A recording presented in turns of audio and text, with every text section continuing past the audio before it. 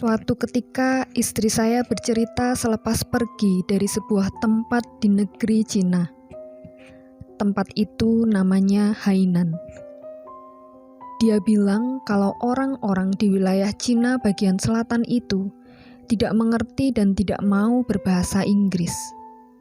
Maka, mau tidak mau akhirnya komunikasi yang dilakukan dengan mereka menggunakan aplikasi Google Translate.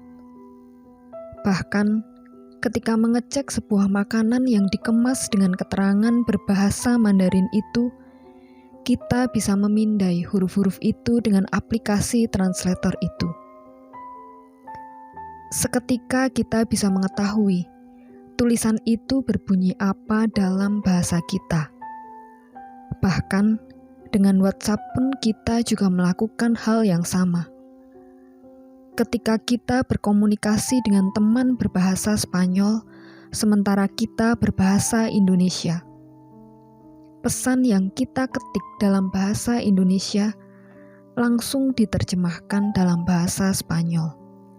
Dan kita tinggal klik saja.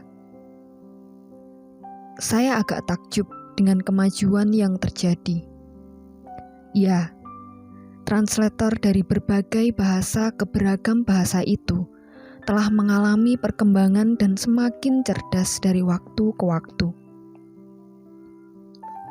Kalau 5 tahun lalu, kita menerjemahkan sebuah teks dari bahasa Inggris ke bahasa Indonesia, masih banyak kesalahan. Sekarang, kesalahan itu makin minim. Semua kemajuan itu bisa terjadi seiring berkembangnya teknologi artificial intelligence atau kecerdasan artifisial.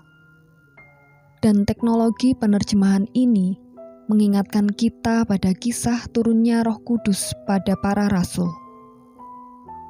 Saat itu setelah Roh Kudus merasuki para rasul, mereka semua berkhotbah, mewartakan Kristus dalam bahasa yang dikuasai para rasul sendiri, namun bisa dimengerti oleh banyak orang yang datang dari berbagai tempat dengan berbagai bahasa. Roh Kudus saat ini telah mewujud dalam bentuk AI. Namun, tentu saja, Roh Kudus tak hanya mewujud dalam bentuk AI saja. Ia telah merasuki kita semua untuk melakukan banyak hal dan energinya telah kita lihat hingga kini dalam beragam kemajuan yang dibuat oleh manusia zaman kini. Roh Kudus tentu saja telah mempengaruhi hati dan pikiran manusia dan memperkaya kita dengan berbagai hal untuk mengelola diri dan seluruh alam ini.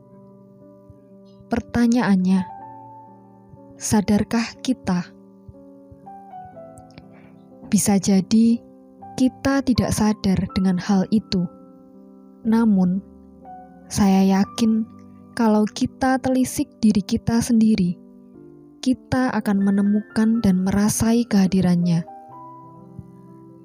Saat kita tetap semangat menjalani hidup yang tidak mudah sehari-hari, saat kita dengan tabah mengampuni teman atau orang yang membuat kita kecewa atau sakit hati.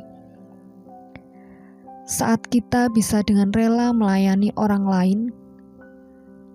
Saat kita mampu melakukan apa saja, meski situasi tidak mudah dan berbagai hal lain yang kita alami sehari-hari.